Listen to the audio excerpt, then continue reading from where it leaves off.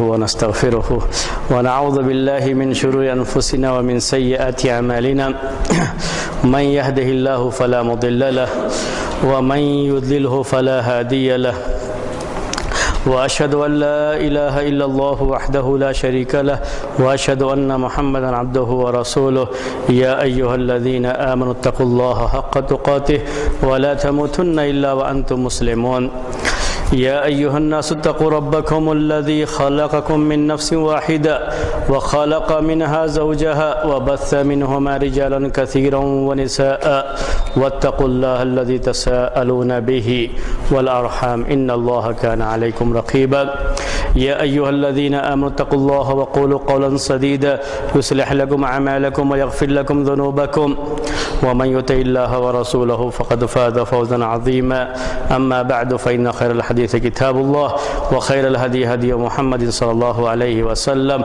وشر الأمور محدثاتها وكل محدثة بدعة وكل بدعة ضلالة وكل ضلالة في النار.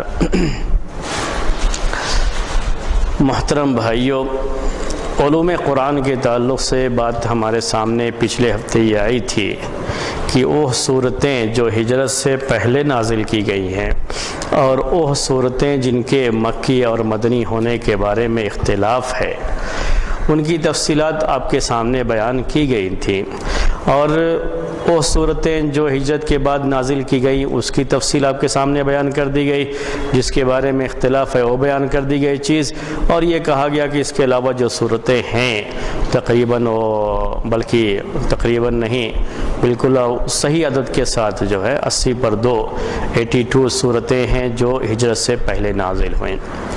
لیکن یہ بھی ہے کہ جو مکی صورتیں ہیں، بعض مکی صورتوں میں بعض مدنی آیتیں ہیں اور یا مدنی صورتوں میں مکی آیتیں ہیں، ایسا ہے.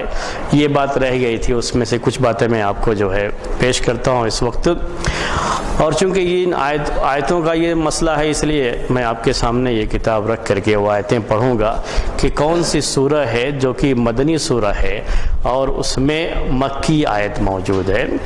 اس کی مثالوں میں سے ایک مثال یہ ہے کہ سورہ انفال یہ مدنی سورہ ہے، یعنی ہجرت کے بعد نازل ہونے والی صورتوں میں سے سورہ انفال ہے. لیکن سورہ انفال میں ایک آیت یہ بھی ہے وَإِذْ يَمْكُرُ بِكَ الَّذِينَ كَفَرُوا لِيُثْبِتُوكَ أَوْ يَقْتُلُوكَ أَوْ يُخْرِجُوكَ وَيَمْكُرُونَ وَيَمْكُرُ اللَّهُ وَاللَّهُ خَيْرُ الْمَاكِرِينَ. یہ سورہ انفال کی آیت ہے، اور سورہ انفال کی یہ آیت میں آپ کو لکھ دیتا ہوں تاکہ وہ آپ کے سامنے رہے. اس میں کچھ اہم دروس بھی ہیں، انشاءاللہ اس کی طرف بھی اشارہ کرتے ہوئے جائیں گے، اس لیے وہ آیت میں آپ کو لکھ دیتا ہوں. وَإِذْ يَمْكُرُ بِكَ الَّذِينَ كَفَرُوا.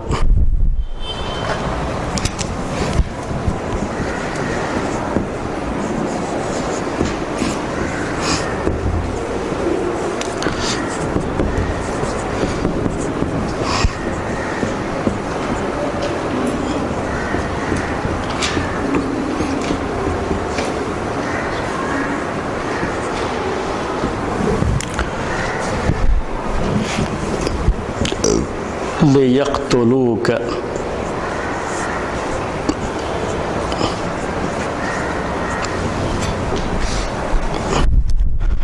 وَإِذْ يَمْكُرُ بِكَ الَّذِينَ كَفَرُوا لِيُثْبِتُوكَ أَوْ يَقْتُلُوكَ.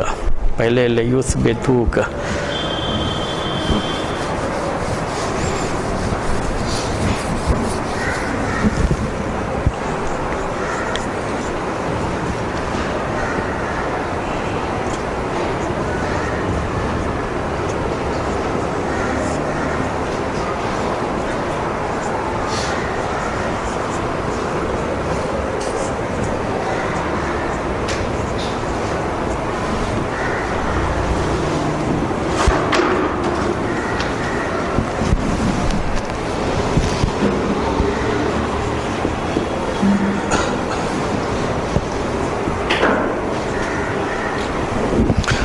وَإِذْ يَمْكُرُ بِكَ الَّذِينَ كَفَرُوا لِيُثْبِتُوكَ أَوْ يَقْتُلُوكَ أَوْ يُخْرِجُوكَ وَيَمْكُرُونَ وَيَمْكُرُ اللَّهُ.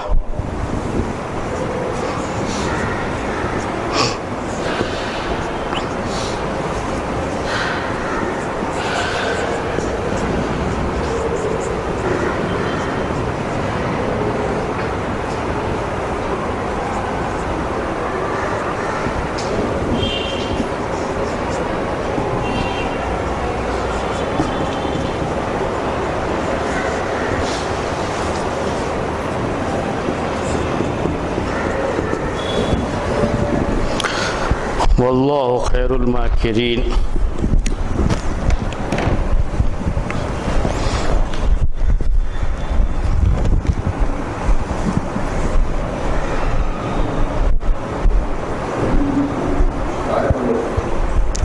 آیت نمبر یہ 3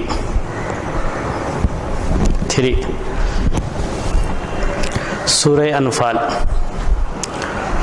وَإِذْ يَمْكُرُ بِكَ الَّذِينَ كَفَرُوا وَإِذْ يَمْكُرُ بِكَ الَّذِينَ كَفَرُوا لِيُثْبِتُوكَ أَوْ يَقْتُلُوكَ أَوْ يُخْرِجُوكَ وَيَمْكُرُونَ وَيَمْكُرُ اللَّهُ واللہ خیر الماکرین. میں یہ آیت آپ اس کی شرح آپ کے سامنے کر رہا ہوں، اس کی تفسیر کر رہا ہوں، اس سے بات آپ کو سمجھ میں بھی آ جائے گی کہ کیوں مفسرین نے یہ بات کہی ہے کہ سورہ انفال مدنی ہے لیکن اس میں یہ آیت مکی ہے. یہ آیت مکی ہے. تو آیت نمبر یہ 3 یا 30 دونوں جو ہے آپشن رکھ لیجیے گا اپنے پاس، کیونکہ عربی میں 0 صرف ایسے ایک نقطہ ہی رہتا ہے.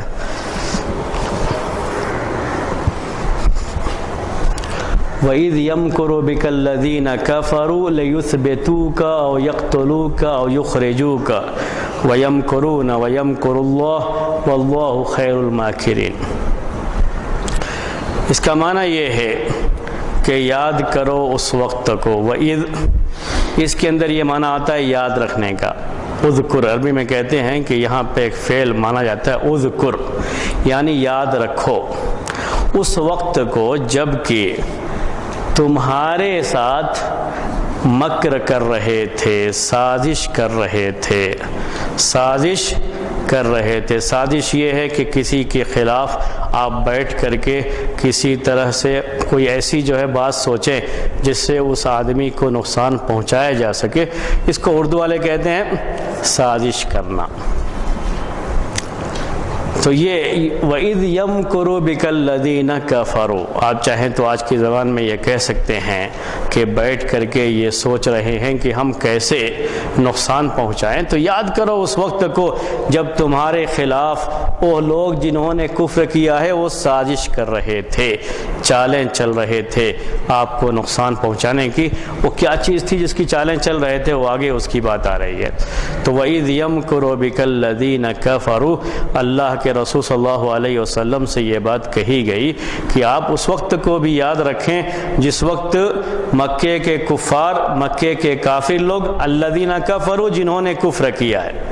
تو مکے کے یہ کافر لوگ آپ کے خلاف چالیں چل رہے تھے، آپ کے خلاف سازش کر رہے تھے، آپ کے خلاف پلاننگ کر رہے تھے کہ آپ کو کیا کریں. اس میں ہے آپ کو قتل کر دیا جائے یا آپ کو نکال دیا جائے یا آپ کو ثابت کیا جائے. اس بات کے بارے میں سوچ رہے تھے کہ کیا طریقہ اپنائیں کہ یہ آدمی اس نئے دین کو چھوڑ دے، کیا طریقہ اپنائیں کہ یہ آدمی اس کو ہم ختم ہی کر دیں، ختم ہی ہو جائے، یہ آدمی قتل کر دیں. تو آپ کے بارے میں آپ کے قتل کی سازش ہو رہی تھی یا آپ کو مکے سے نکالنے کی سازش ہو رہی تھی. آپ کے بارے میں جو یہ سازش کر رہے تھے مکے کے لوگ، مکے کے کفار، اس کے بارے میں یاد کرو، ہمیشہ اس کو یاد کرو، یاد رکھو. یاد رکھنے کے لیے کہا گیا ہے. یہ مکے والے سازش کب کر رہے تھے؟ ہجرت سے پہلے کر رہے تھے. تو یہ آیت بالکل واضح ہے، صاف ہے کہ یہ آیت کب نازل کی گئی ہے؟ ہجرت سے پہلے. سورہ انفال مدنی ہے، یعنی ہجرت کے بعد نازل ہوئی ہے، لیکن یہ آیت کیا ہے؟ مکی ہے.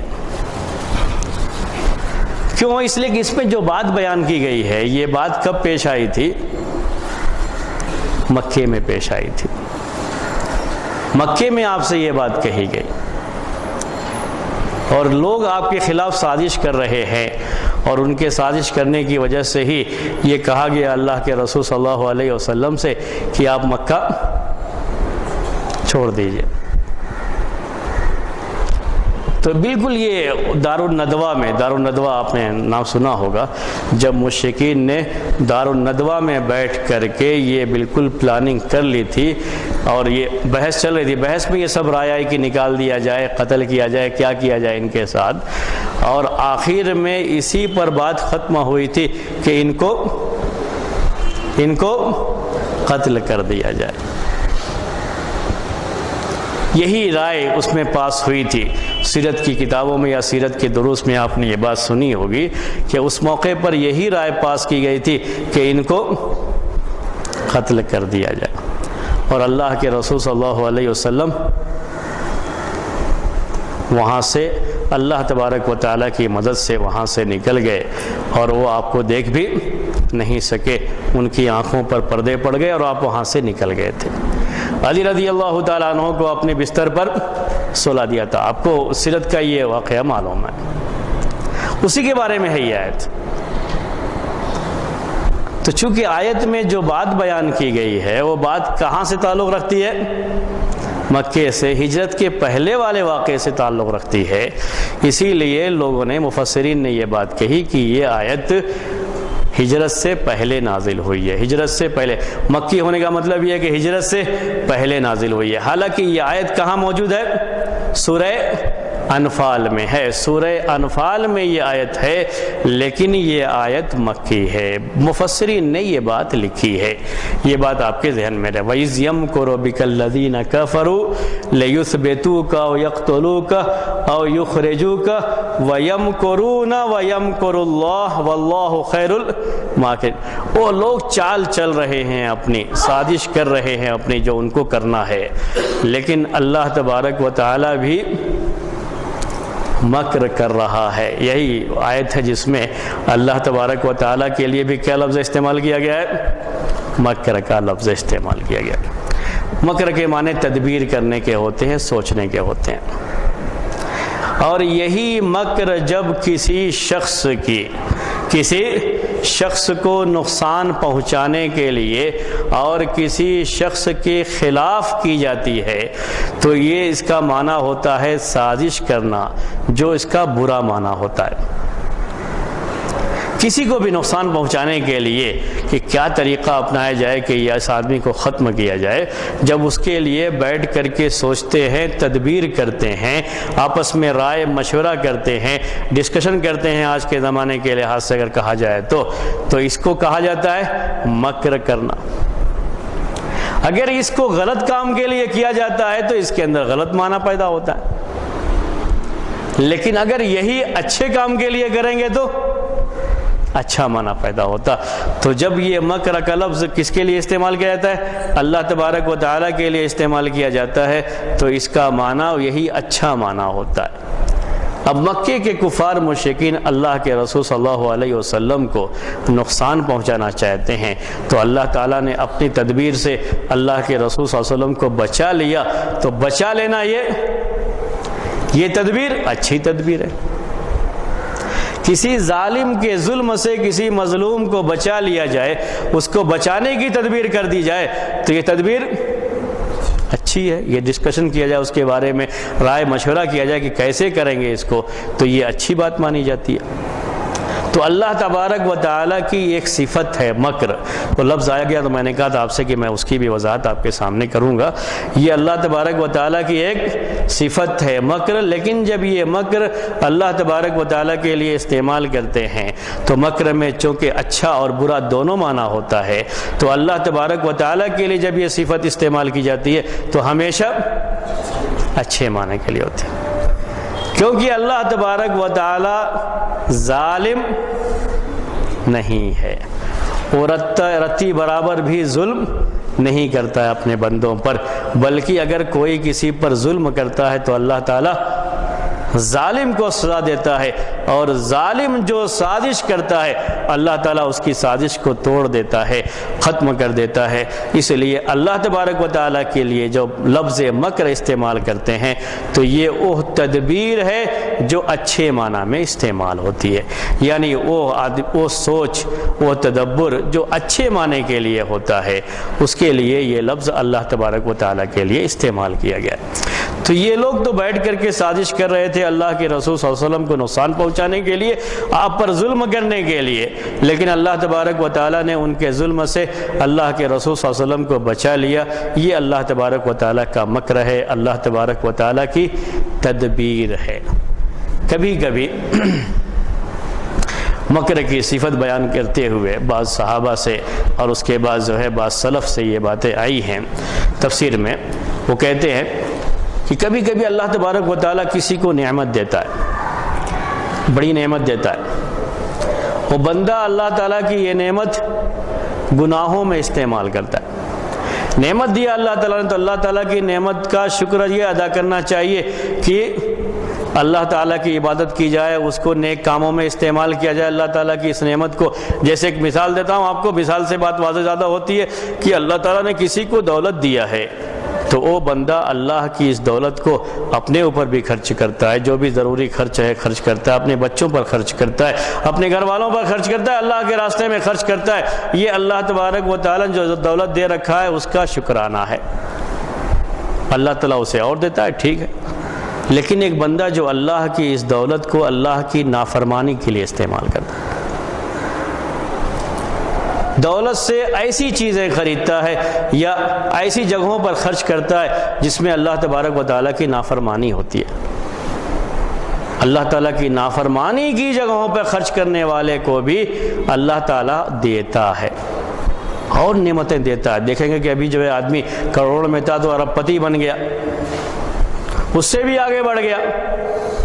اب وہ بندہ سوچتا ہے کہ اللہ تعالیٰ مجھ سے خوش نہ ہوتا تو مجھ کو اتنی نعمت کیوں دیتا، جبکہ یہ اللہ تعالیٰ کا مکر ہے، اور وہاں پر وہ بندہ اللہ تعالیٰ کے مکر کو نہیں سمجھ پاتا ہے، اللہ تعالیٰ کی تدبیر کو نہیں سمجھ پاتا ہے کہ اللہ تعالیٰ ڈھیل دے رہا ہے، اس کو مہلت دے رہا ہے، اس کو اور دیتا جا رہا ہے۔ وہ بیچارہ مگن ہو کر کے اور گناہ کرتا جاتا ہے، گناہ کرتا جاتا ہے، پکڑا جاتا ہے۔ یہ اللہ تبارک و تعالیٰ کا مکر ہے۔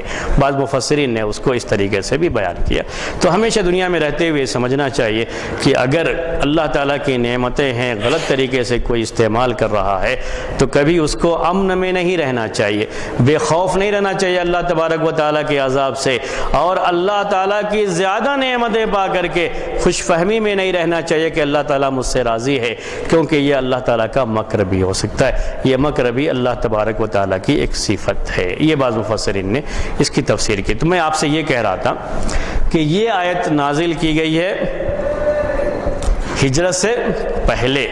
بعض مفسرین، جس میں مقاتل مفسرین میں سے ایک مشہور نام ہے، انہوں نے یہ بات کہی ہے کہ یہ آیت سورہ انفال میں مکی ہے۔ سورہ انفال مدنی ہے لیکن یہ آیت مکی ہے، کیونکہ اس میں جو بات بیان کی گئی ہے اس بات کا تعلق مکے میں پیدا ہونے والے، مکے میں جو ہے ظاہر ہونے والے ایک واقعے سے ہے، جس میں دار الندوہ میں بیٹھ کر کے لوگ اللہ کے رسول صلی اللہ علیہ وسلم کے خلاف آپ کو قتل کرنے یا آپ کو نکال باہر کرنے کے بارے میں سازشیں کر رہے تھے، اسی کے تعلق سے یہ بات ہے۔ یہ پوری آیت اسی کے بارے میں، میں نے وہ معنی آپ کے سامنے بیان کیا۔ وَيَمْكُرُونَ وَيَمْكُرُ اللَّهُ وَاللَّهُ خَيْرُ الْمَاكِرِينَ۔ وہ لوگ سازش کر رہے تھے، اللہ تبارک و تعالیٰ نے بھی تدبیر کی، اور اللہ تبارک و تعالیٰ کی تدبیر سب سے اعلیٰ ہوتی ہے، سب سے اونچی ہوتی ہے۔ کیوں اللہ تعالیٰ کی تدبیر سب سے اونچی ہوتی ہے؟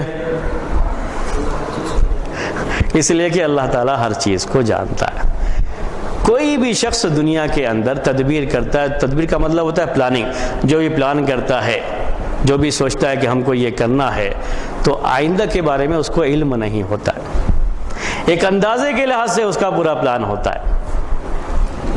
لیکن اللہ تبارک و تعالیٰ کی جو تدبیر ہے وہ سب سے اعلیٰ ہے، کیونکہ اللہ تعالیٰ کو آئندہ ہونے والی ہر چیز کا علم ہے۔ اللہ تعالیٰ کو معلوم ہے لوگ کیا کیا کرنے والے ہیں، اسی کے لحاظ سے اللہ تبارک و تعالیٰ نے پورا انتظام کر دیا اپنے رسول کے لیے، اور ان کے مکر سے، ان کی سازش سے اللہ تبارک و تعالیٰ نے اپنے رسول کو بچا لیا۔ یہ بات تھی جو اس آیت کے اندر ہے۔ ایک دوسری آیت، اس کے بارے میں بھی یہ بات کہی جاتی ہے۔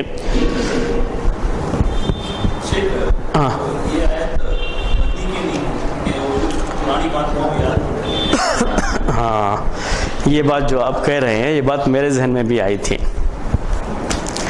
کہ جو بات آپ کہہ رہے ہیں بالکل صحیح بات ہے۔ یہ اگر سوچا جائے تو یہ بات میرے ذہن میں بھی آئی تھی کہ صحیح بات یہ ہے کہ جس انداز سے اس کو پیش کیا جا رہا ہے، انداز تو یہ بتا رہا ہے کہ اللہ کے رسول صلی اللہ علیہ وسلم کو، بلکہ آنے والی پوری امت کو بھی، قیامت تک جو بھی اس دین کو ماننے والی ہے، یعنی ہم سب بھی اس میں داخل ہیں، ان سب کو یہ بات یاد دلائی جا رہی ہے کہ ہمیشہ یہ بات یاد رکھیں، ہمیشہ یہ بات یاد رکھیں کہ کس طریقے سے مکے کے کفار مشرکین نے مل کر کے اللہ کے رسول صلی اللہ علیہ وسلم کے خلاف پلاننگ کی، منصوبہ بنایا، سازش کی آپ کو مارنے کے لیے، آپ کو ختم کرنے کے لیے، لیکن اللہ تبارک و تعالیٰ نے ان کی ساری تدبیریں، ساری چالیں، ساری سازشیں ناکام کر دیں اور آپ کو بچا لیا۔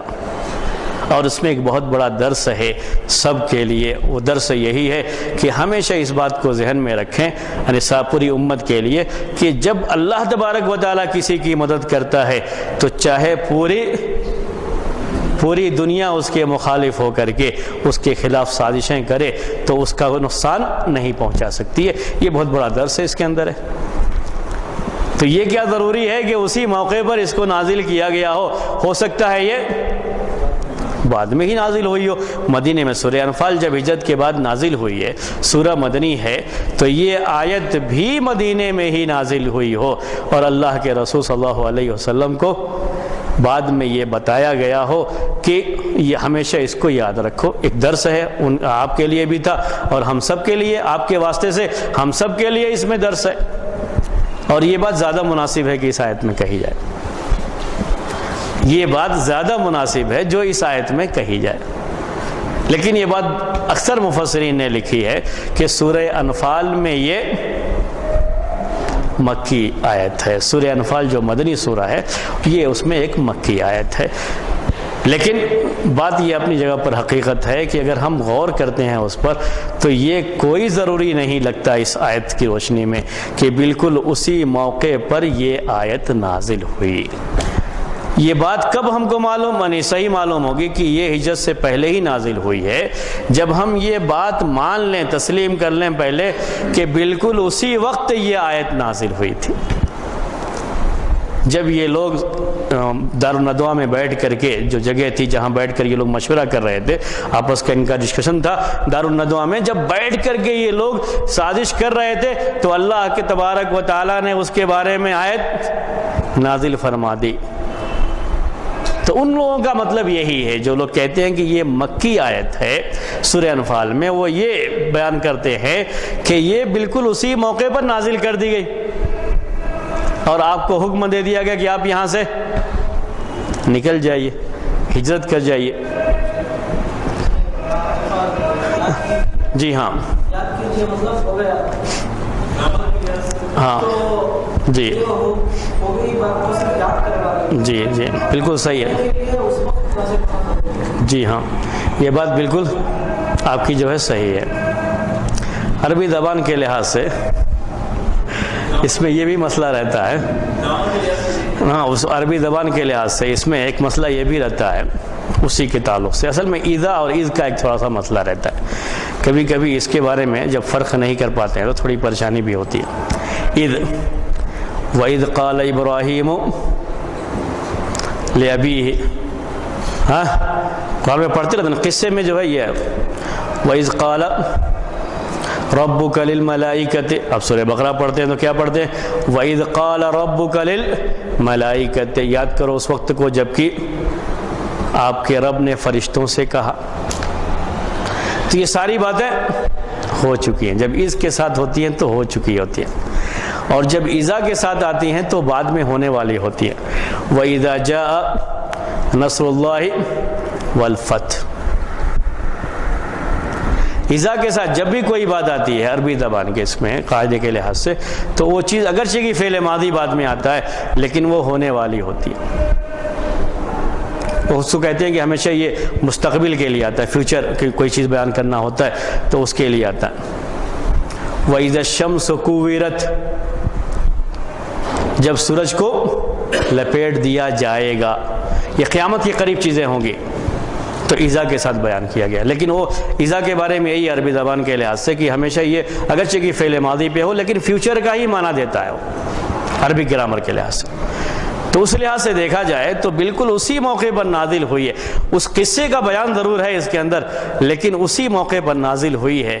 اس آیت میں وہ چیز واضح نہیں ہے، یہ بات ہے، اور اسی وجہ سے میں نے آپ سے کہا کہ یہ خیال میرے ذہن میں بھی آیا تھا کہ یہ اسی موقع پر نازل ہوئی ہو۔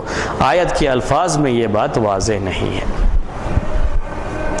بلکہ بلاغت کے لحاظ سے دیکھا جائے تو اس میں یہ چیز ہے کہ گویا کہ آپ کی آنکھوں کے سامنے ہمیشہ وہ چیز رہنی چاہیے، اور یہ بلاغت بھی اس کے اندر ہے، نصیحت کی بات بھی اس کے اندر ہے کہ ہمیشہ آپ کی نگاہوں کے سامنے وہ منظر گھومنا چاہیے کہ کیسے آپ کے خلاف سازش کی گئی اور یہ پورا منصوبہ بنایا گیا کہ آپ کے اوپر حملہ کر کے آپ کو قتل کیا جائے، لیکن کس طریقے سے اللہ تبارک و تعالیٰ نے آپ کو بچا لیا اس سے۔ اللہ تبارک و تعالیٰ بہترین تدبیر کرنے والا ہے۔ تو یہ ایک آیت ہے جس کے بارے میں یہ کہا گیا۔ ایک دوسری آیت اب پیش کر رہا ہوں آپ کو، اس کے بارے میں عبداللہ ابن عباس رضی اللہ تعالی عنہما سے یہ بات آئی ہے کہ انہوں نے یہ بات کہی ہے، وہ ہے یا ایہا النبی حسبک اللہ ومن اتبعک من المؤمنین، سورہ انفال۔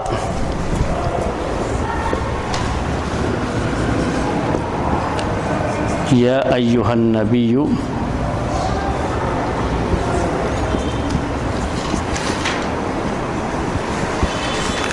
حسبک اللہ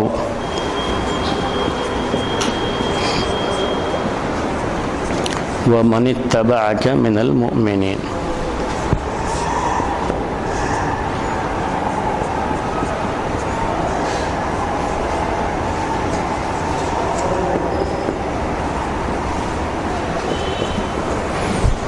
یہ بھی سورہ انفال کی آیت ہے۔ اس آیت کے بارے میں بھی یہ بات کہی گئی ہے، اور یہ عبداللہ ابن عباس رضی اللہ تعالی عنہما سے بات آئی ہے کہ یہ آیت نازل ہوئی جب عمر بن خطاب رضی اللہ تعالی عنہ مسلمان ہوئے۔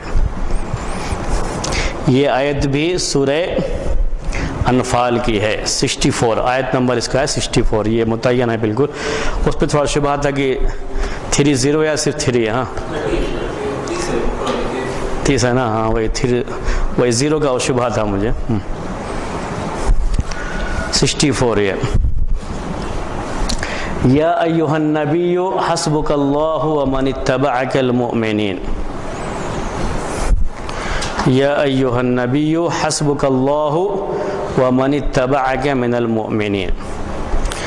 مسند بزار کی ایک روایت ہے جس میں یہ بیان ہے کہ عمر بن خطاب رضی اللہ تعالی عنہ نے کہا کہ یہ آیت نازل ہوئی جب عمر بن خطاب رضی اللہ تعالی عنہ مسلمان ہوئے۔ ان کے اسلام لانے کے وقت میں یہ آیت نازل ہوئی یا ایہا النبی حسبک اللہ ومن اتبعک من المؤمنین۔ اور عمر رضی اللہ تعالی عنہ کب اسلام لائے تھے؟ مکے میں۔ ہاں اب سال کو اگر چھوڑ دیں تب بھی جو ہے یہ تو یقینی ہے کہ مکے میں اسلام قبول کیے تھے۔ اس آیت کا پہلے معنی کر دیں، یا ایہا النبی حسبک اللہ، اے نبی اللہ آپ کے لیے کافی ہے، اور آپ کے ساتھ جو مومنین ہیں ان کے لیے۔ تو اللہ تعالیٰ آپ کے لیے بھی کافی ہے، اور جو آپ کے ساتھ مومنین ہیں ان کے لیے بھی اللہ تعالیٰ کافی ہے۔ اس میں توکل کی تعلیم دی گئی ہے کہ اللہ تعالیٰ پر توکل کیا جائے، اس پر بھروسہ کیا جائے، پورا ٹرسٹ اللہ تبارک و تعالیٰ پر ہو۔ اس کی ہدایت ہے اس کے اندر کہ اللہ تعالیٰ کافی ہے آپ کے لیے، مومنین کے لیے۔ سورہ انفال کی آیت، لیکن سورہ انفال مدنی ہے، اور یہ مکی ہے۔ کیوں یہ بات کی گئی کیونکہ مکی ہے؟ اس لیے کہ عبداللہ ابن عباس رضی اللہ تعالی عنہما سے ایک قول مروی ہے یہ کہ انہوں نے کہا کہ جب عمر بن خطاب رضی اللہ تعالی عنہ اسلام قبول کیے تھے تو یہ آیت نازل ہوئی تھی۔ ٹھیک ہے، عمر بن خطاب رضی اللہ تعالی عنہ اسلام قبول کیے تھے، اس وقت اللہ کے رسول صلی اللہ علیہ وسلم نے ان کے اسلام قبول کرنے سے پہلے دعا کی تھی۔ دعا کیا کی تھی؟ اللہم اید الاسلام بعہد العمرین، بعہد العمرین، کہ اے اللہ تو اسلام کی تائید کر، مدد کر، دو عمر میں سے کسی ایک کو اسلام کی توفیق دے کر گے۔ تو ان دو عمر میں سے ایک یہی عمر بن خطاب ہیں۔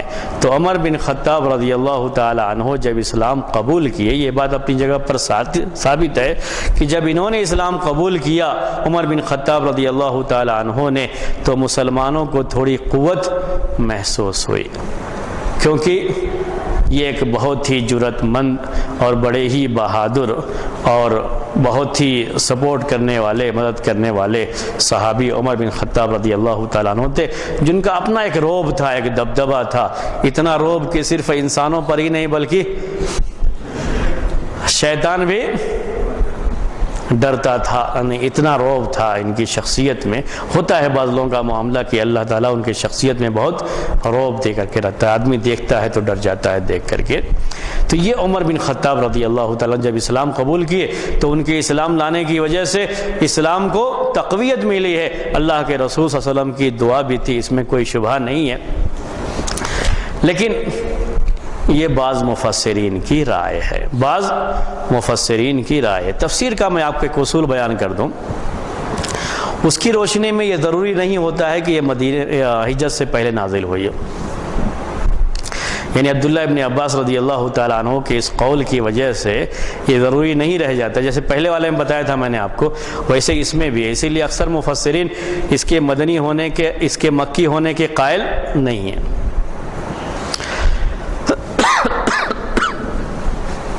صحابہ کرام کا ایک اصول، ایک طریقہ یہ تھا، تفسیر کے لیے یہ جاننا ضروری ہوتا ہے، تفسیر میں جو روایتیں آتی ہیں اس کو پہچاننے کے لیے یہ قاعدہ ہے تفسیر کا کہ اگر کوئی صحابی کہتا ہے کہ یہ آیت فلاں کے بارے میں نازل ہوئی ہے تو اس کا مطلب یہ نہیں ہوتا ہے کہ اسی موقع پر نازل ہوئی ہے، بلکہ اس کے اندر دو معنی ہوتے ہیں۔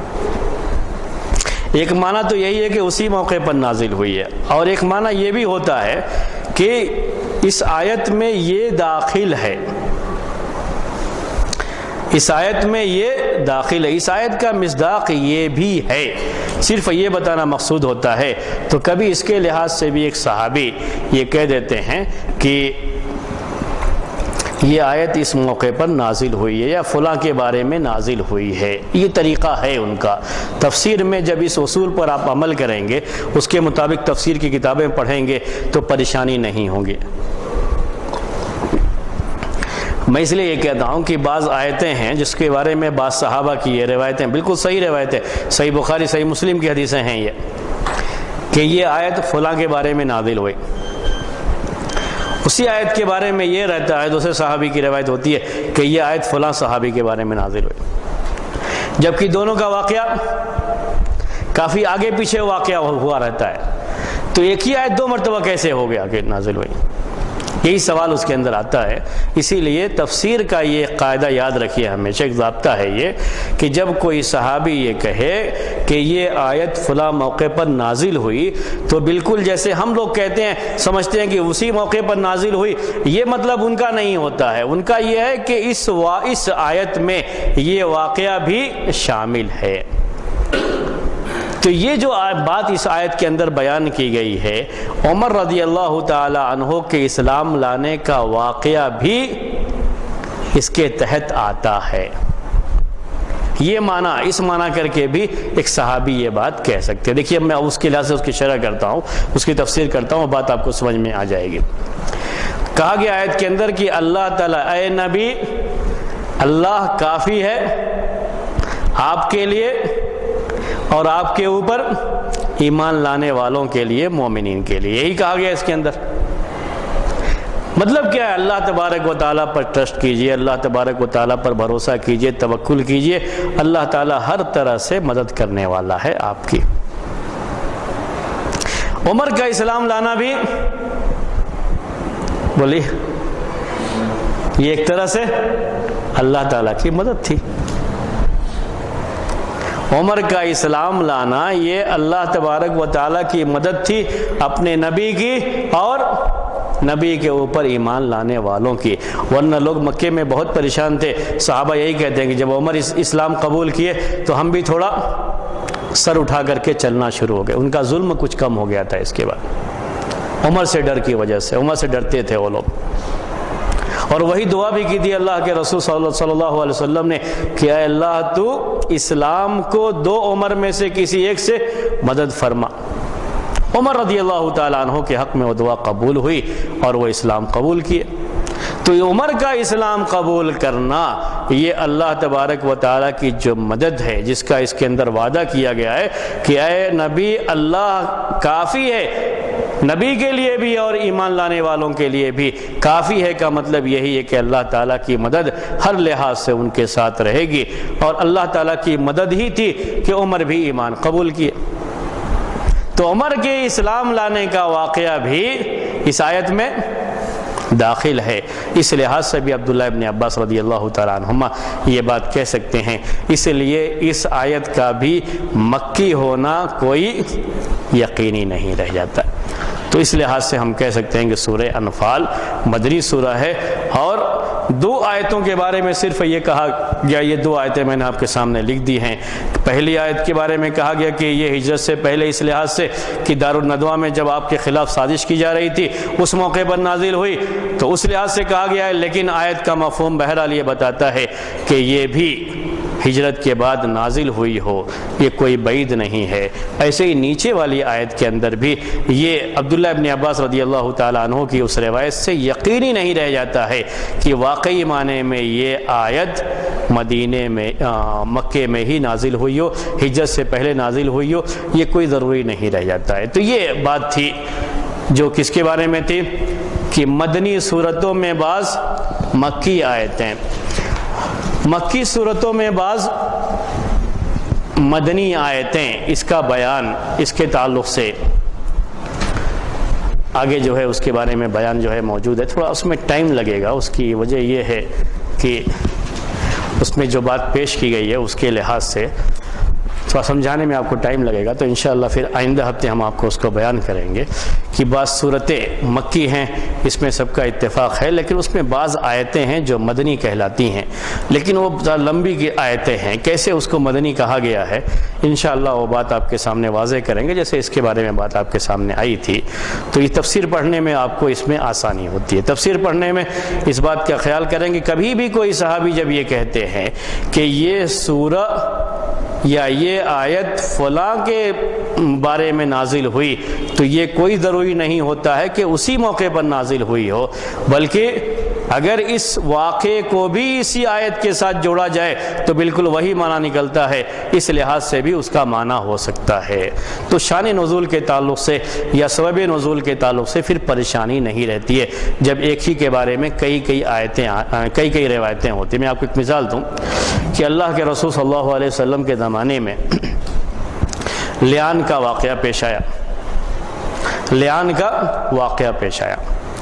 اویمر اجلانی ایک صحابی ہے، بعض روایتوں میں، وہ بھی صحیح مسلم کی روایت تو اس میں اور صحیح بخاری کی بھی روایت ہے کہ یہ اویمر اجلانی کے بارے میں آیت نازل ہوئی ہے کہ ان کے ساتھ یہ واقعہ پیش آ گیا تھا۔ لیان کا مطلب یہ ہوتا ہے کہ اگر شوہر نے اپنی بیوی کو کسی کے ساتھ غلط طریقے سے دیکھ لیا، جس کو ہم بدکاری یا زنا کرنا کہتے ہیں، اگر اس حالت میں دیکھ لیا ہے تو یہ گنجائش رکھی ہے شریعت نے کہ اب اکیلا دیکھنے کے بعد اس کے اوپر کوئی کارروائی شریعت کے لحاظ سے نہیں ہوتی ہے جب تک کہ 4 گواہ نہ ہو۔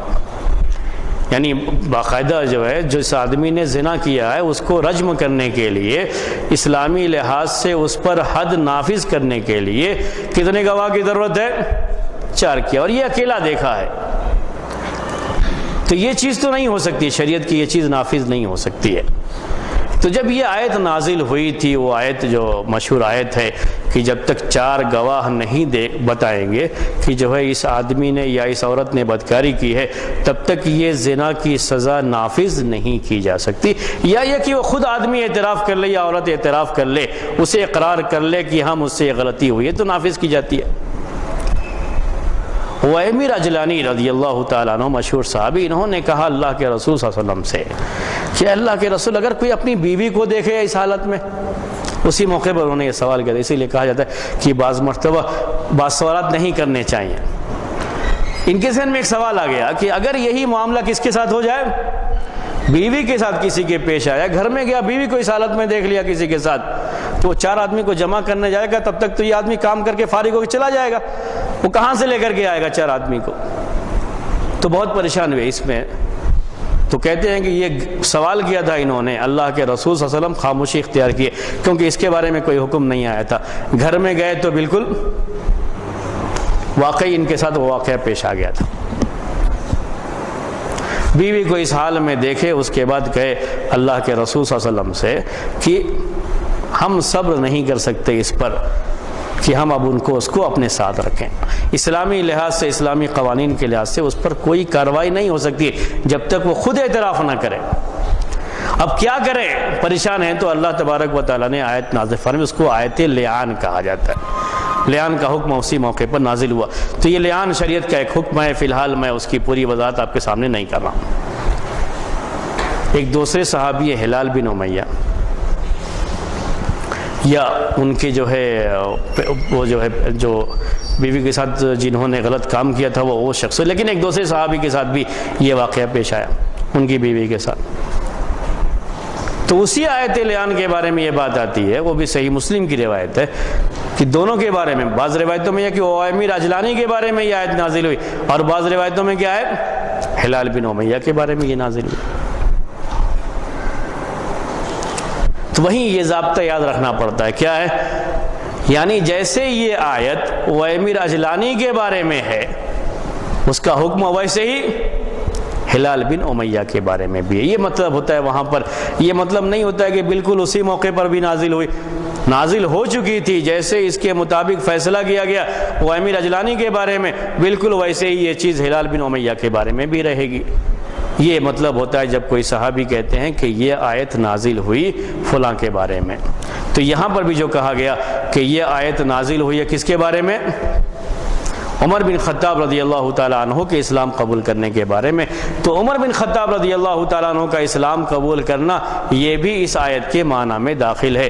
یہ مطلب ہے عبداللہ ابن عباس رضی اللہ تعالیٰ عنہما کا۔ یہ بات تھی بہرحال جو علوم قرآن کی اس بحث سے تعلق رکھتی تھی۔ آج میں نے آپ کے سامنے یہ باتیں جو ہے پیش کی۔ اس کے بعد ہم جو ہے پھر حدیث جبرائیل کی طرف آئیں گے۔